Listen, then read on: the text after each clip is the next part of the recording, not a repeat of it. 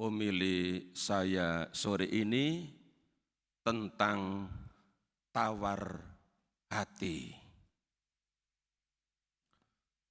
Bapak, Ibu, saudara-saudari, dan khususnya para anggota baru dalam paroki Meruyah yang dikasihi dan diberkati Tuhan. Kita tentu tahu apa artinya tawar.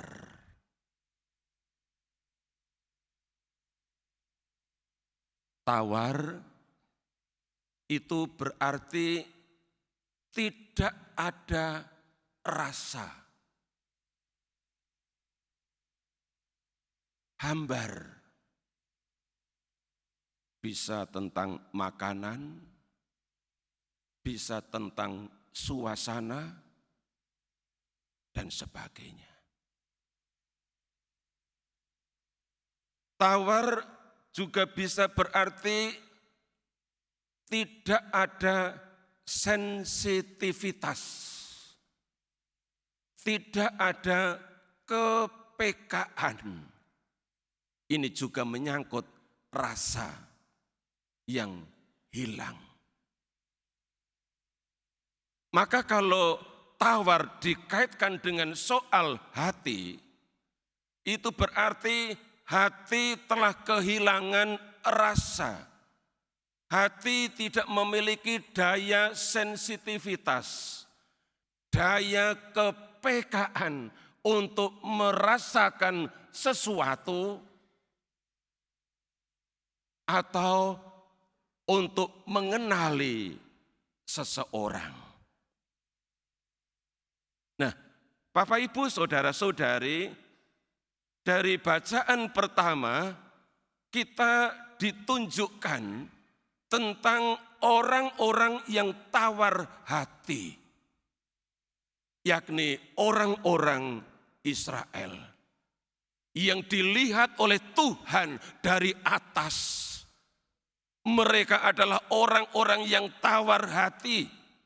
Maka Tuhan berpesan melalui Nabi Yesaya. Dalam teks bacaan pertama tadi kita dengarkan dari Yesaya bab 35 ayat 4 sampai dengan 7. Di ayat 4 Tuhan berpesan kepada Nabi Yesaya begini, katakanlah kepada orang-orang yang tawar hati. Inilah yang diminta oleh Tuhan kepada Yesaya, supaya Yesaya mengatakan sesuatu kepada orang-orang Israel yang tawar hati, yang kehilangan rasa akan Allah, rasa akan kehadiran Allah, rasa akan kerinduan akan Allah, dan sebagainya. Dan mengapa mereka ini menjadi orang-orang yang tawar hati? Ternyata mereka menjadi orang-orang yang tawar hati, tidak memiliki rasa, hati mereka hambar, mereka tidak peduli terhadap Tuhan, mereka tidak peduli terhadap orang lain, karena organ-organ tubuh mereka tidak berfungsi. Lebih-lebih menyangkut panca indera. Inilah yang disebutkan oleh Nabi Yesaya di ayat-ayat berikutnya, ayat 4 sampai dengan 7. Kaki tidak berfungsi, tangan tidak berfungsi, telinga tidak berfungsi, mata tidak berfungsi, mulut, lidah tidak berfungsi. Itu yang membuat hati tawar. Hati tidak punya rasa alias hambar. Ini contoh tentang orang-orang yang tawar hati. Bagaimana dengan orang-orang yang tidak lagi tawar hati. Izinkan saya menyebut 20 orang yang siang tadi menerima sakramen baptis. Terdiri dari 9 baptisan baru dewasa dan 1 anggota diterima secara resmi dalam gereja Katolik. Alias dia dibaptis di gereja non-Katolik sebelumnya. Dan 10 baptisan baru adalah baptisan anak di atas 7 tahun dan usia remaja. 20 anggota baru yang hadir di tengah-tengah kita adalah orang-orang yang sudah ditahirkan hati mereka. Sehingga mereka tidak lagi tawar hati. Mereka mampu menanggapi undangan Allah. Untuk apa? Untuk masuk ke dalam kerajaan Allah melalui dilahirkan kembali dalam air dan Roh Kudus. Seperti yang tadi sudah saya sampaikan kepada mereka lewat Injil Yohanes bab 3 ayat 5 dan seterusnya. Mereka ditahirkan. Hati mereka dibersihkan sehingga mampu menangkap sentuhan rahmat Allah, sentuhan panggilan Allah untuk menjadi anak-anaknya dan menjadi murid-murid Yesus melalui sakramen pembaptisan. Contoh lain, kita dengar tadi dalam bacaan Injil. Dari Injil Markus bab 7 ayat 31 sampai dengan 37.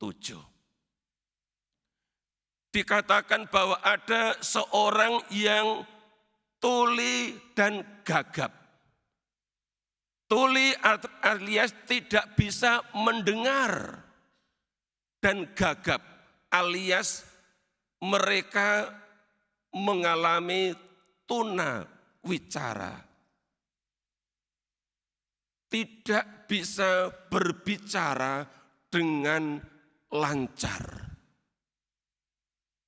Nah, orang ini dibawa kepada Yesus supaya Yesus meletakkan tangan atas orang itu. Pertanyaan saya, berapa orang yang membawa orang itu kepada Yesus?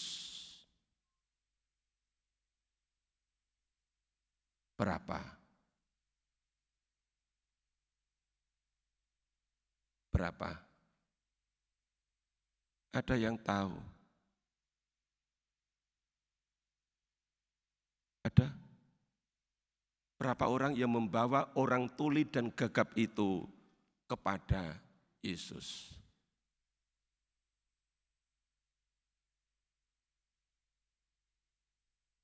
Tidak ada satupun. Nggak ada satupun yang tahu. Lah kok sama dengan saya? Saya pun tidak tahu. Ya, karena Injil hanya mengatakan di situ orang membawa kepadanya seorang yang tuli dan gagap.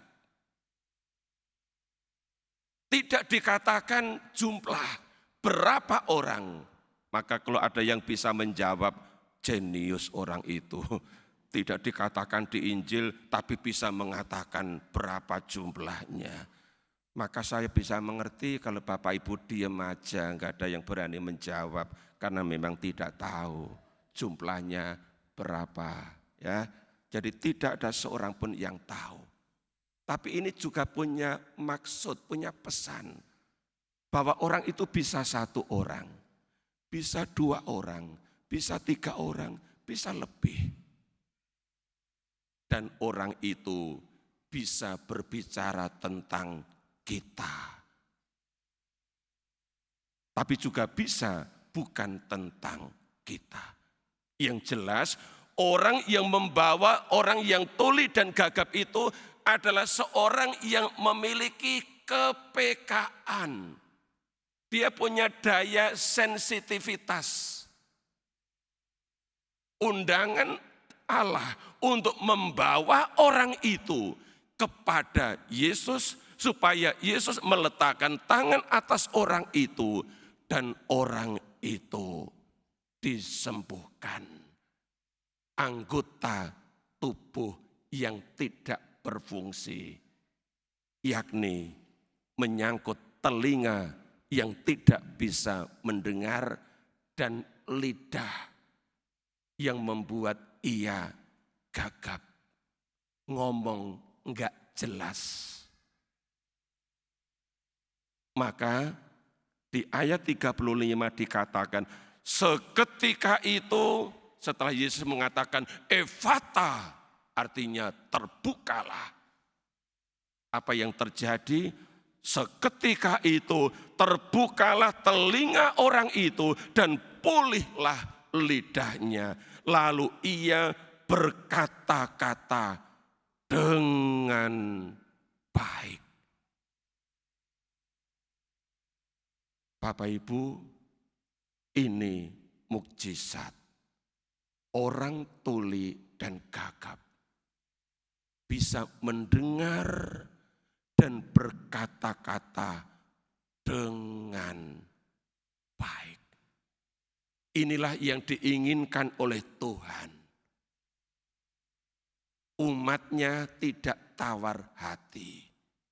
Caranya organ-organ tubuh yang tidak berfungsi dijamah, disembuhkan, dipulihkan supaya berfungsi dengan baik. Ini yang diinginkan Tuhan atas orang yang tuli dan gagap. Lantas bagaimana dengan kita yang telinga bisa mendengar, lidah dan mulut bisa berkata-kata?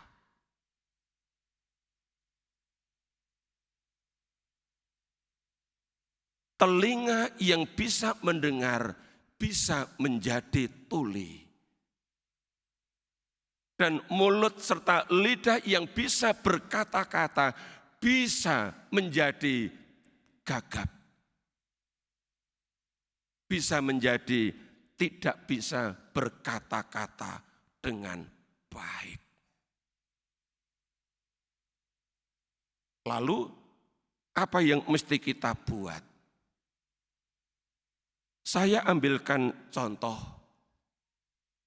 dari seorang kudus namanya Santa Faustina. Dia diberi karunia, telinga bisa mendengar dan mulut bisa berkata-kata.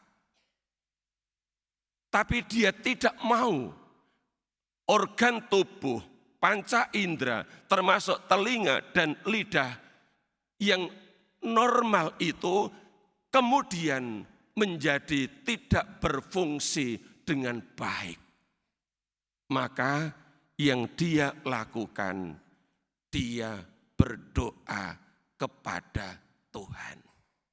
Saya kutipkan doa Santa Faustina yang dicatat di buku harian nomor 163. Dia berdoa begini. Tolonglah aku ya Tuhan, supaya telingaku penuh dengan belas kasihan, sehingga aku dapat memberi perhatian kepada kebutuhan sesamaku dan tidak bersikap acuh tak acuh terhadap penderitaan dan keluh kesah mereka. Dia tidak mau hatinya tawar. Yang tampak dari tidak dapat memberi perhatian kepada kebutuhan sesama dan bersikap acuh tak acuh terhadap penderitaan dan keluh kesah orang lain. Dia tidak mau seperti itu. Maka dia berdoa, tolonglah aku ya Tuhan, supaya telingaku penuh belas kasihan, sehingga aku dapat memberi perhatian kepada kebutuhan sesamaku dan tidak bersikap acuh tak acuh terhadap kebutuhan mereka. Lantas dengan lidah dia berdoa begini,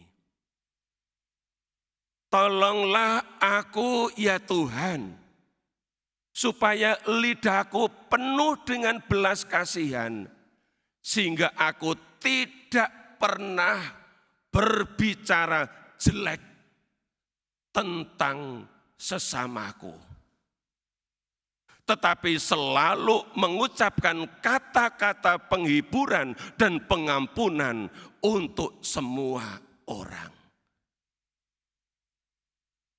Bagi Santa, siapa ini? Faustina, berbicara jelek tentang sesamanya, tentang orang lain, adalah tanda bahwa hatinya tawar. Ada masalah dengan lidah yang perlu ditahirkan, yang perlu disembuhkan. Sehingga yang keluar dari mulut bukan menjelekkan sesama, orang lain, teman, sahabat, rekan kerja, umat lingkungan, umat wilayah, umat paroki. Tetapi kata-kata penghiburan, kata-kata peneguhan yang bisa mensupport, yang bisa mendukung, yang bisa membangkitkan semangat. Bahkan juga kata-kata pengampunan, bukan kata-kata makian. Mari Bapak Ibu, saudara-saudari, kita contoh apa yang dilakukan oleh Santa Faustina. Kita berdoa kepada Tuhan supaya anggota tubuh kita, organ tubuh kita yang kita rasa ada masalah sehingga membuat hati tawar.